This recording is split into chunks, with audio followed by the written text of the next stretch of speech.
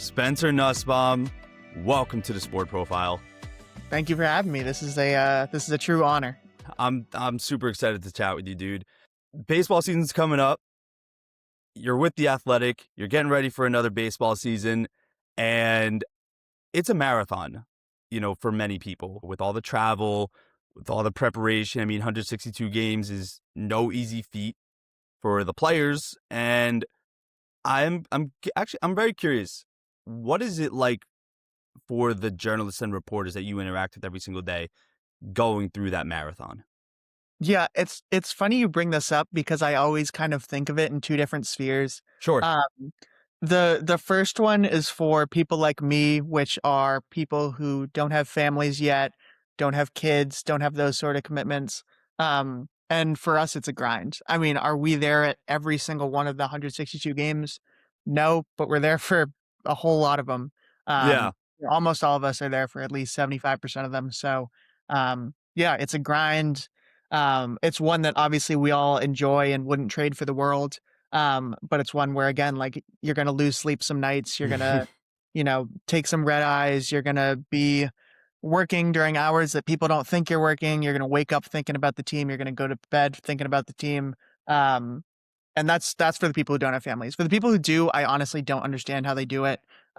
It frankly feels impossible in a way that I think is probably similar for a lot of people who are in baseball, in front offices, coaching staffs, the Yeah. players themselves. Um, I think that, whenever that day comes for me, I'm definitely gonna have to think through what the next chapter looks like. But yeah, I mean, it's thinking about baseball all the time when you don't have a family, and when you do. I talk to people and I ask them how they do it, and I've never gotten a straight answer as to how you keep What it all. are some of those answers that people tell you? Uh, Yeah. I think a lot of it is like you do need to ask for certain days off and be comfortable. If I need to not miss my kid's bat mitzvah, like, I'm not going to miss that. And if I need huh. to have a backup who takes certain days, like, that is part of the job description. But a lot of it is stuff that you can't control. It's, hey, we're not going to take any family vacations from March through, you know, the end of October. We're not gonna be able to, make it to every soccer game or, make it to every event. I'm gonna miss, most birthday parties and, weekends and evenings. Like, you can count me out. A lot of them, will FaceTime with their families a Sure. lot, which is one thing I think you have to do even, like, for home games. Because again, if you're putting your kid to bed, Right. you wanna talk to them every day, and they're just not there when you get home. So, yeah, it's a massive challenge. I still don't fully know how they do it, but I think that's why you find, the population of baseball writers are a lot of young people and a lot of people who have already done the bulk of the family thing, and that's maybe, like, underplaying it, but, who have older kids who they don't have to always be at home for them, Right. and then in those middle years, it's just, it's few and far between. Yeah. No, that makes sense. I mean, I'm sure there's a wide range of responses that you get, and, everybody balances things differently. But, even for you, like what helps you get through those challenges, because I was even going to ask, like, have you ever ran a marathon? Have you ever trained for one? No. No. So what helps you get ready and prepare for this one?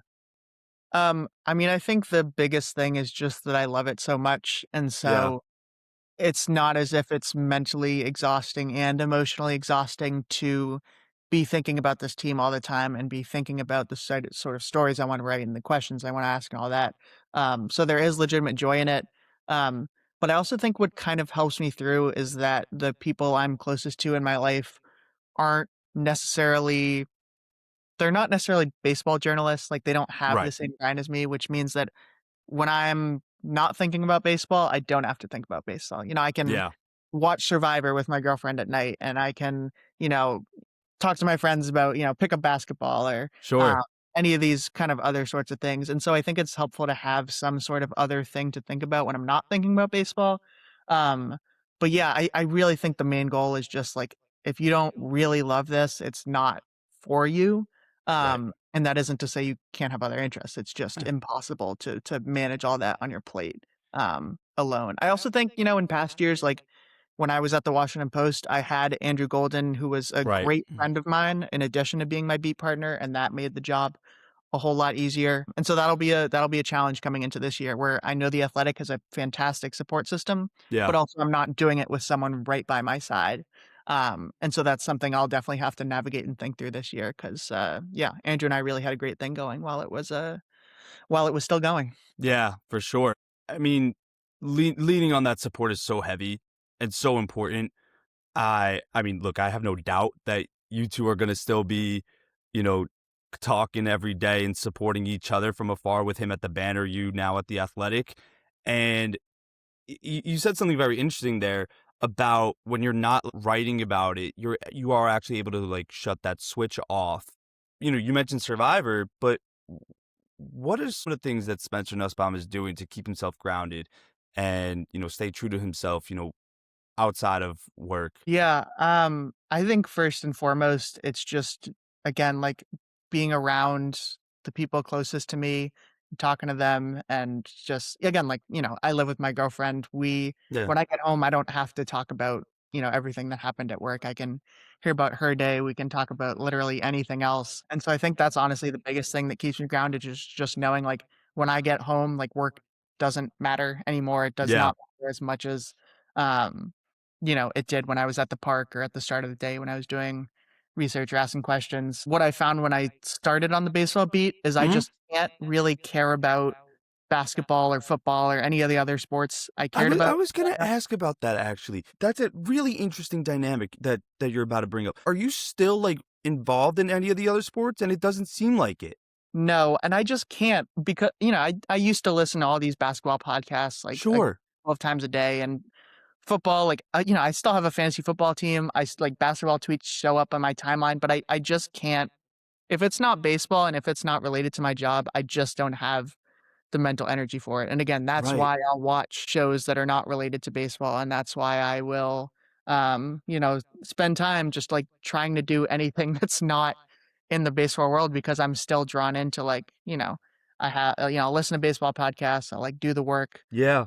but I just don't have the mental energy to keep up with 500 basketball players and 2,000 NFL players and all that. Like, I check in here and there when it comes across my feed, but I can't be the same sort of.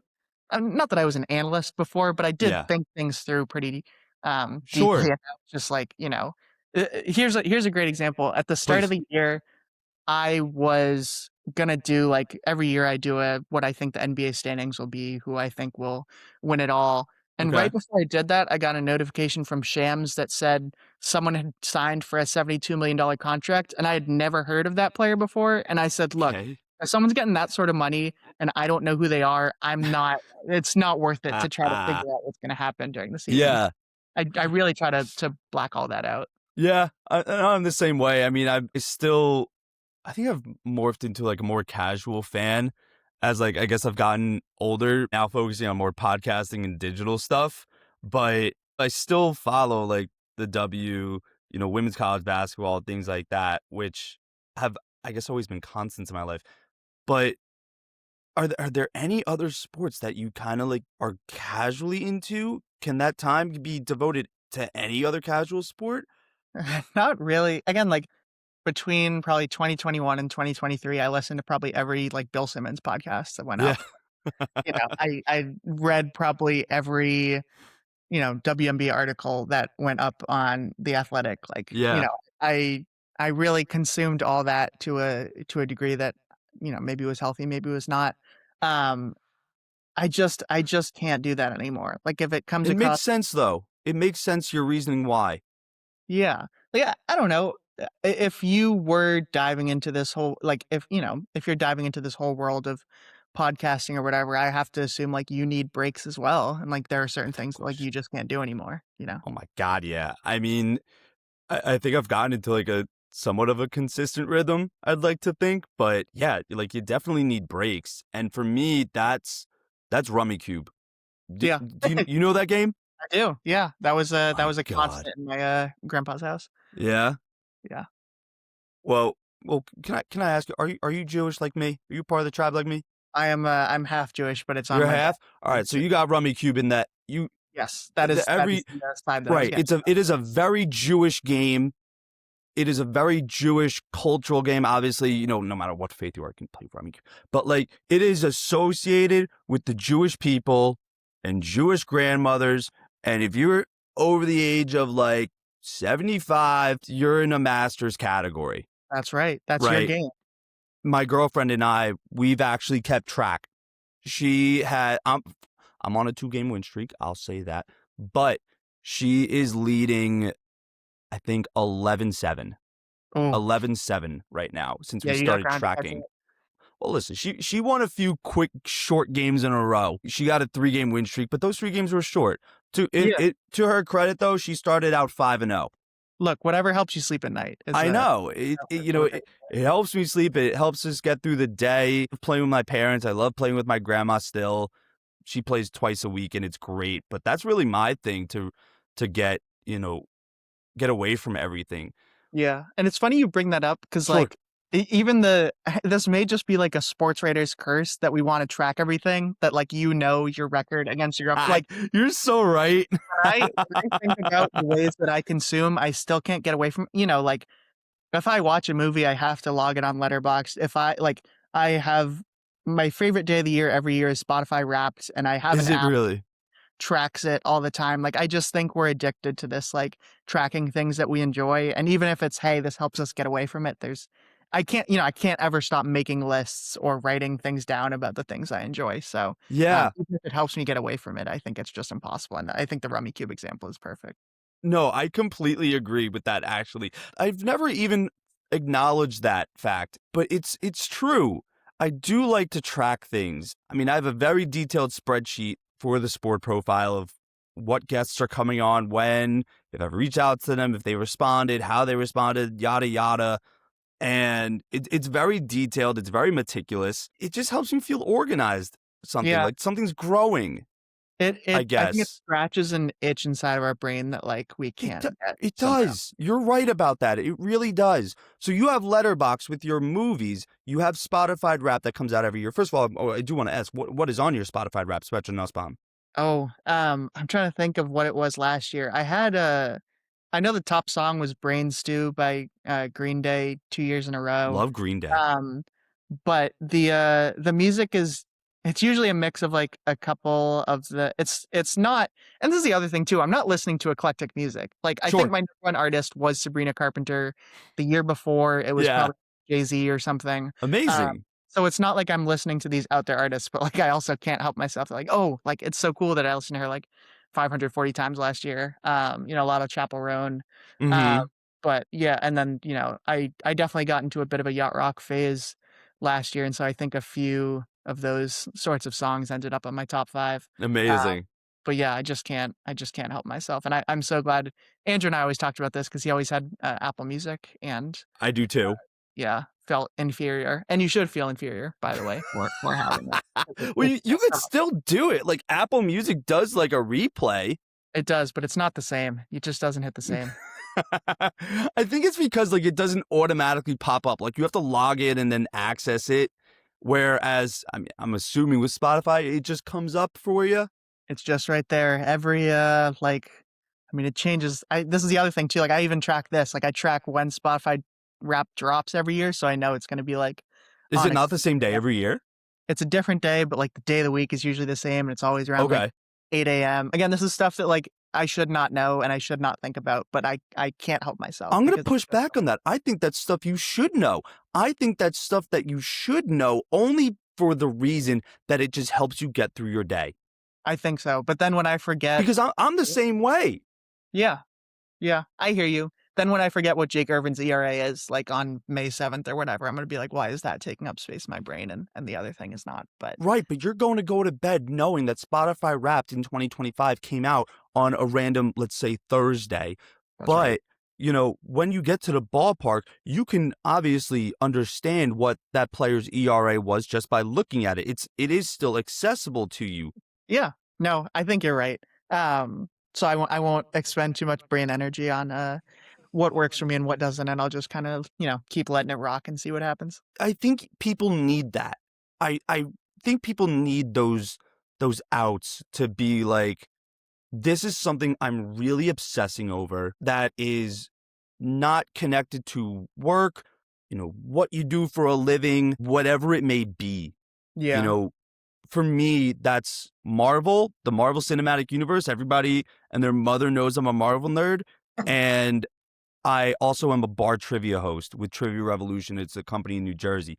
That's something that it is such a good out for me, Yeah. and I love hosting. It's super fun. And, like you said about the random, Spotify things that'll take up in your brain, I have a few questions in my mind that just like stick there Mhm. randomly. It Yeah. They just don't go away for whatever reason. Do you I'm gonna backtrack for a Sure. second. Is there, because I haven't seen everything in the MCU, what is, like, either the best or the most underrated movie in the and I know that's, something you probably thought about, but it's too big a question, but I do No, need it's not. I think Thor Ragnarok is underrated. I'll say that. I've not seen it, so good to know. Yeah. I Ooh. You said underrated? Just underrated? I wanna know underrated and then best. Underrated and best? So I'm a multiverse guy, and I've really enjoyed it. I think the best was Spider-Man No Way Home because that just had a lot of nostalgia. It I believe it topped Avengers Endgame. That I would put it above Avengers Endgame, Spider-Man No Way Home. Oh. Yes, because you had the three Spider-Men coming into the movie. It was arguably one of the worst kept secrets. Everybody knows Tom Holland can't keep a damn secret, but it exposed such a potential for the Marvel Cinematic Universe that I don't think fans understood for the time being between Avengers Endgame and that movie. Because that movie, Spider-Man No Way Home, opened up the possibilities for so much else, Mhm. right? Now, with Avengers Doomsday, I'm thinking about like just how they're going to integrate all of it. That's what Yeah. I'm thinking about. Ask me in December, I'll say Avengers Doomsday is probably going to be the best. I Wow. think that's going to just destroy records. That is an unreal level of hype for something that is not even out yet, so that rocks. The official trailer hasn't even come out yet. And you just know. Wherever I'm working on December 18th, 2026, like I'm calling out. Yep, yep, yep, I no, it's the same way, and, like, I'm in this big Survivor kick right Right. now. For me, it happens once every 6 months, Yep. uh, and I can't Season call out 50 of out right now. yes, it's such a we're off to such a good start.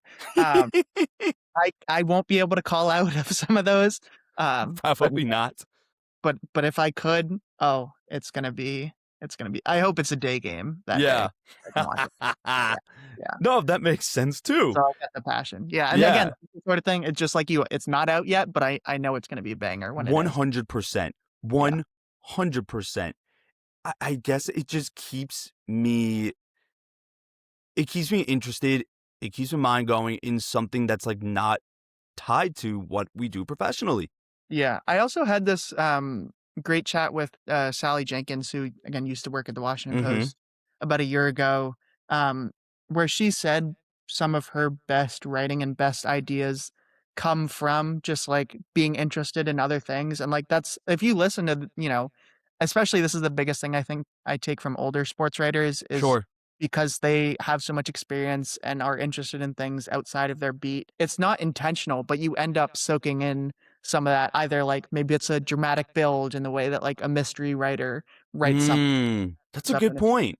or maybe it's just like again the competition of Survivor. Maybe I watched, La La Land, and like that gave me something that um, I don't even think about, or like maybe I read like a interesting like scientific story or whatever, and like that somehow showed up in my work too. So Yeah, it's not things that I think you have to be thinking about, but all that stuff kind of sticks in the back of your brain, for sure. even if you're not doing it for work, which I think is also what makes our job unique and also really fun in a way that you may not see everywhere else. Absolutely.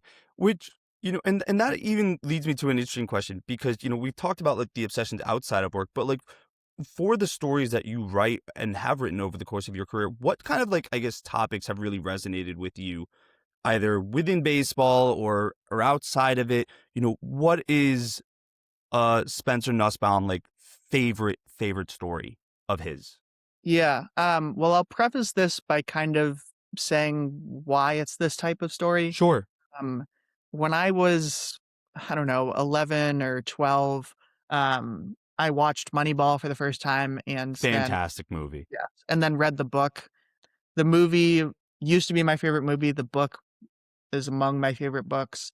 Um, and so that idea of doing things outside of the box and trying things that are different from anywhere else and doing things either unapologetically or outside of the norms. I mean, just naturally, that's always a good story, but I think that's really where that appeal started to come from. Sure. When I think about the stories that I've enjoyed doing the most, and also what really excites me about this next chapter of Nationals baseball is they were an outlier before in that they were older school than everyone else, and they were, not necessarily always stuck in their ways, but they were doing things in a way that maybe teams did it 10 years ago, and that made them an interesting story because they were different from everyone else. Yeah, Now they're kind of breaking the norm. Yes, now they're trying to break the norm in the other direction where they're trying to catch up, and they're doing so by being younger than everyone else. They are Yeah. making these hires from all these different interesting places, and so that's a really compelling storyline, that I've really, enjoyed following early on in this tenure. Um, but yeah, I guess in terms of stories that I've enjoyed the most or felt the most passionate about, it often falls either in that sphere or something that really just kind of tugs on you emotionally. Right. I remember when I was covering high school sports in the DC area, um, I had learned about a handful of separate cases where some varsity basketball players on different teams in Virginia, Hmm. they had a handful of kids who passed away in a very Oh short wow. amount of time. And so being able to write about their grief and the way that they, kind of used the team as a way to come together and grapple with the moment and deal with it and not put in the past, but also do put in the past, Yeah. was something that obviously meant a lot to me. Um, but yeah, I mean, really, it's those sorts of stories, and then on the baseball beat, if you're ever doing something different from everyone else, that is incredibly fascinating to me. Whether it's like a player who threw out all of his furniture because his trainer told him that like dogs have these great muscles because they don't lie on furniture, they lie on the ground, and so he started lying on the ground. It's like Is this that for hypothetical or is me, that real? it is real, and it immediately captured me. That's Um, incredible. no, it was so good. Or like in the opposite direction, Yeah. the Nationals were one of a few teams that like didn't have this fancy pitching machine last year. Hmm. Uh, writing about like the impact that it had and like how they felt about it. That's also like you're doing something completely different from everyone Right. else. So anytime you're outside the box or tugging on something emotionally, is really kind of where I feel like I find the most passion in my work, and I feel like I probably do the best work in that sense. Yeah. That's Yeah. so interesting. And something I'm curious about as well, in that space, baseball is obviously very um it's systematic, being a beat reporter. You have the various types of stories that you can write, you have to write, whether it's a preview, game story, post game story. In addition, you pepper in those features that you like to write. But do you ever get pitch stories by like, PR agencies or something like that? That's something I'm very curious about as well in that dynamic, because with your kind of structure, I imagine it might be tough to squeeze those in. Yeah, I honestly can't think of a single story I've written that's been pitched by some, sort of PR agency. A lot of the story ideas either come from, again, like reading something interesting outside of baseball For sure. or I mean, really the main way I get it is again, just like having sort of either off the record or on background conversations with Absolutely. people around baseball or in the organization where they're not necessarily pitching like, "Hey, you should write about this guy having, like, a really weird arm slap." They're like, "Man, you should, like, look up where he throws the ball from," or Yeah, "You should look up, like, XYZ," in a sense that, like, again, you always have to be kind of cognizant of bias and why someone is telling you something that they are sure. telling you. But so maybe that's the closest is, like, they plant this in my brain hoping that I write about it, um, but a lot of it I've is been there. coming from that. Yeah, yeah, I think we all have, and you probably get the same, like, scam PR emails that are coming to mind where it's like, Oh it my doesn't. god, yeah. I mean, Yeah, like, I'm technically, like, not even with an outlet, and I still get, like, pitched about, like, a story that has absolutely nothing to do with me, yeah, you yeah. know? Or, like, the podcast, at large, I guess, but, like, yeah, I get them plenty. Yeah, like, I don't I'm sorry, like, you can email me, I'm not gonna write about the top 10, like, best-selling jerseys of the Toronto Blue Jays, like, I'm sorry, that just doesn't have a and, I don't wanna, besmirch any of these people, they're doing their jobs, For sure. but just, it's just so infrequent that, like, I'm going to get a pitch and give it any sort of serious consideration, and again, like, there have been times where I have had to think about it and probably usually haven't ultimately gone through with it, like, if some interesting minor league team, like, pitches me something about, their stadium or whatever, like, it's an interesting thought, and something Maybe. to bookmark down the line, but really all my story ideas are either coming from, my own brain, people around the game, or again, like, kind of bouncing around ideas with, editors and colleagues and things like that. That makes Uh, sense too. so yeah, I think that's another side that, like, people don't fully understand because if you watch a lot of, like, celebrity interviews, Yeah. uh they're good, and I think a lot of them are great, but almost always they have to pitch some sort of, like, advertisement in the middle or at the end or things like that, and you don't really get that in our line of work, Right. which is, I don't know, interesting and compelling and something I've, Oh, thought for about. sure. I mean, if you're not around, like, the team so frequently, or if you're covering, like, sports business, let's say, it's like that lends itself to those opportunities because publicists, I guess, like, know that you're not, like, involved or Exactly. not, like, there every day, right? So Yes. it's like, oh, in their mind, it's like, oh, you might have more time to do a story on X, Y, or Z. Sure. That makes Um, sense. here's the other thing I'd say, like, Sure. agencies, like, I'll just throw, like, Scott Boras out because that's the one that everyone knows, like, Yeah. I'm sure, like, if Scott Boras or one of his, like, colleagues pitched like, "Hey, such and such a player did this really interesting thing this offseason." Like, that's the sort of thing I would actually pick up, and that's sort of like, Yeah. doing it because they want their client to be held up, and I'm doing it because, like, "Hey, that's a really good story." For And you're not gonna sure. say single one of those, and you don't really do it for the relationships, but sometimes that's just how it works out, where it's like, "Hey, I got this good pitch about something that someone is doing that I wouldn't have known otherwise." Yeah. And that's, I guess, in both parties' interests, but you really do try to be cognizant of not picking those up unless there's real news value there. No, without question. I totally understand, both sides of the coin there. I mean, I've also experienced both sides of it. I did want to ask Spencer if I could get your thoughts on the whole situation with the Washington Post, being that it was such a national storyline. What was it like for you not Yeah, knowing what was going to happen? I'm sure you were having conversations with folks, but knowing that like things could change at any moment. yeah. For you, what was that like? I mean, it was strange in the sense that, the Washington Post is supposed to be this beacon of journalism and, like, for a lot of people, the final destination of where they work. You get hired there, say at 35, which I'm much younger than that. You expect to work there for the rest of your career and do great journalism there for the rest of your career. Sure. Um, and all of a sudden, it's ripped away. I think a lot of us in the sports section, or maybe I should just speak for myself personally, Sure. saw some of the writing on the wall in the handful of months leading up to this and figured that, hey, like, maybe they're gonna do some layoffs or maybe some cutbacks will happen. Um, but the premise that you're gonna take one of the biggest newspapers in the United States and in a metropolitan area, you're gonna take away an entire sports section, um, is something that was harder to fathom as it happened. And so again, like, it's sad, like, you can have a nostalgic view on the Washington Post and all the great Mhm. people come through there, and I think there's space for that. But there was so much great journalism also being done right now, in part because of the groundwork that people had laid for years and years. Right. Mm. And were we a perfect organization? No, I don't think any I would tell you that Washington Post is not perfect. I would tell you The Athletic is not perfect. I would tell you no place is perfect, Hmm. uh, but we did a damn good job Without 100%.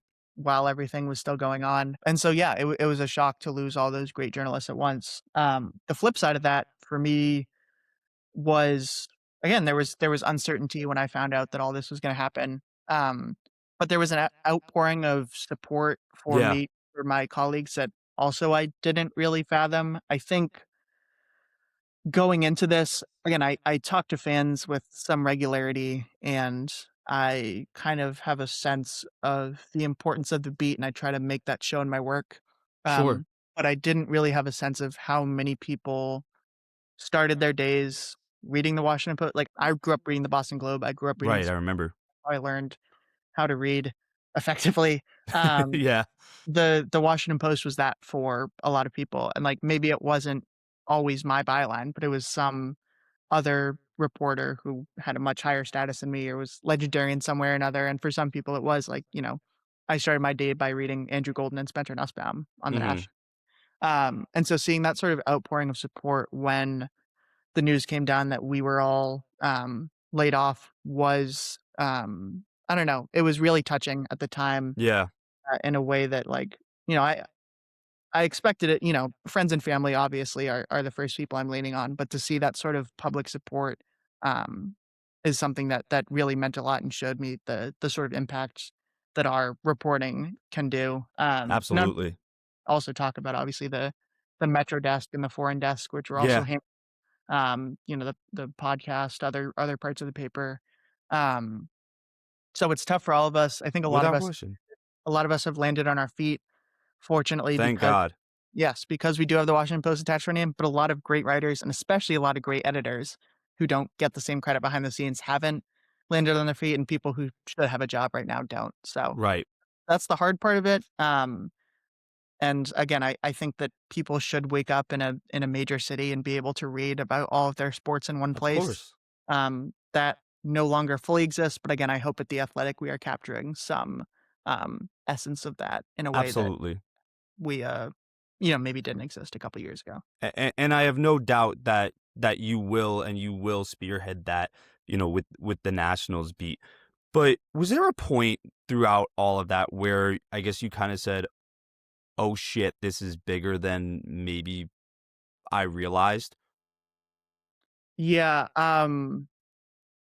bigger in the sense of, like, the impact or bigger in the sense of, like, what I thought was gonna happen to the paper? Yeah, yeah, the latter of what you thought was going to happen. I mean, eliminating an entire sports section is a I mean, I saw the word doomsday scenario come up plenty, right? Nobody thought that that entire thing was going to go away, right?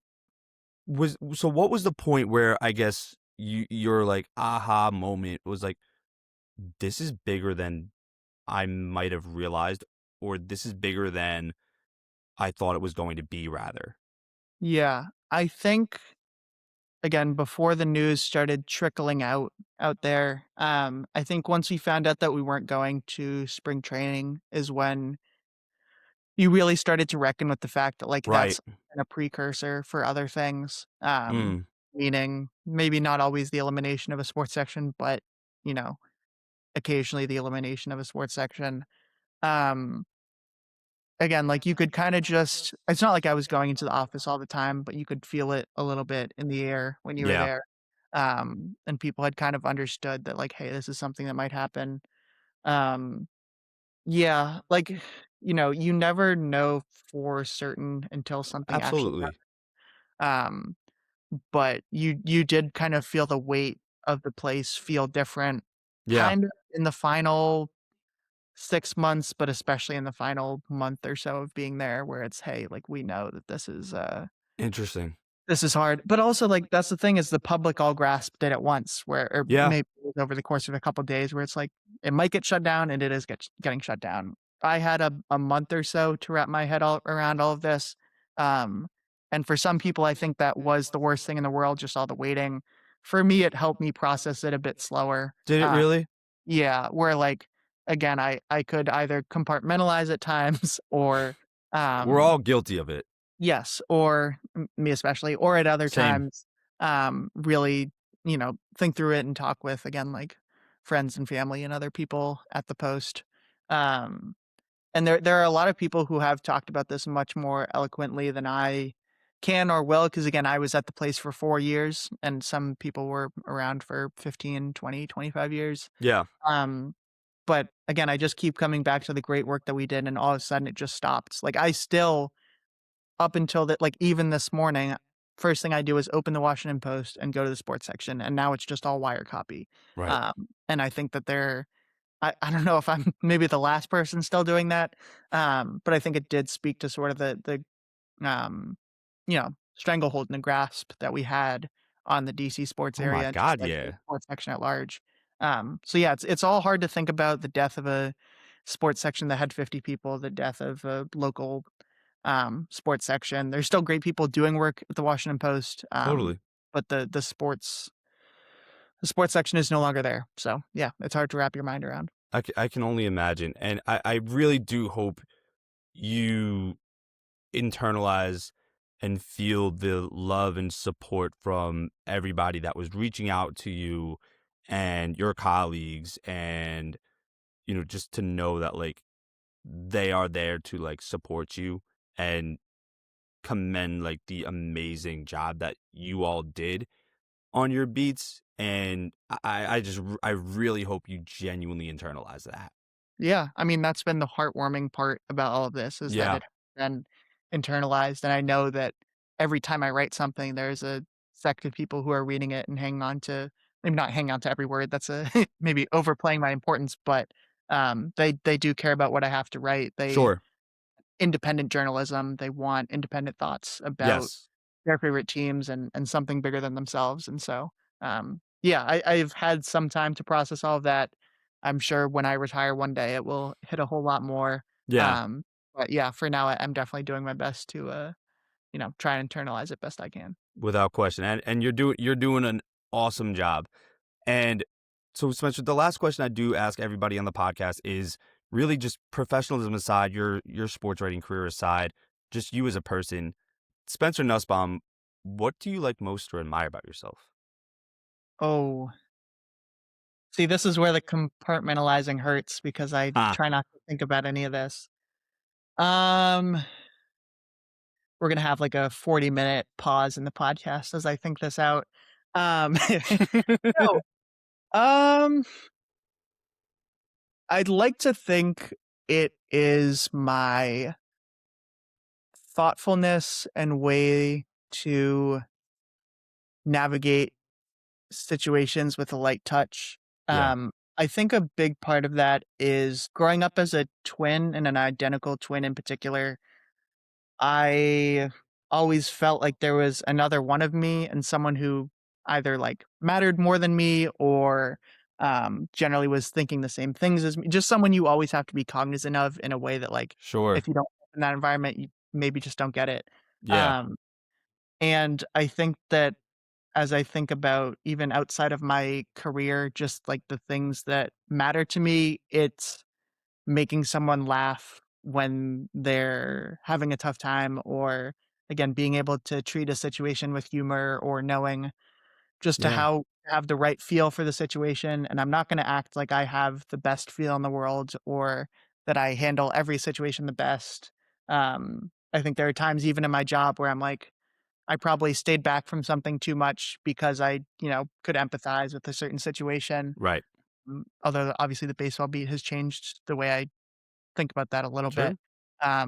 But all that aside, again, like, I don't know that I have one word for it, but I think there is maybe a sort of thoughtfulness in how I engage with other people's emotions that I hope is a strength of mine. But again, I try to keep all these thoughts buried deep, deep inside me and not have to deal with any of them. Um, and so I really just hate that you made me do this. But yeah, I guess that's something that I will, Don't reckon with, worry. think about as time goes on, and, yeah, I don't know, that gave me a lot to chew on. I'm sure you've said it before, but what do you have for yourself? Like, what is your own? Oh, man. I wrote a Substack post about this. Um, I'm just genuine and authentic. What you see is what you get. I only know how to be me, you know? I only know how to be me. I only know, um, I only know how to be myself, you know? I'm gonna show up with a smile, probably in most situations, and you know that if you're in my circle, like, you know what you get as a friend. You know what you get as somebody who cares about you and who loves you and supports you and is loyal and things like that. So I'm just a genuine, authentic guy. That's what happens when you think about it, man. You give an answer like that.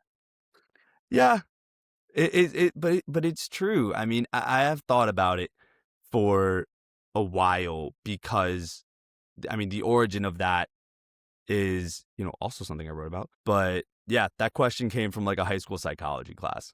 So That rocks. I mean, yeah, whatever sticks with you. Yeah, yeah, no, right. I'm sure I'll think of a different answer later today, but that's what I can mangle together off the top of my head. It's a great one. There's no wrong answers. But Spencer, may we all continue to be thoughtful and continue to internalize the love and support that we all receive. Thank you so much for coming on. Thanks for having me.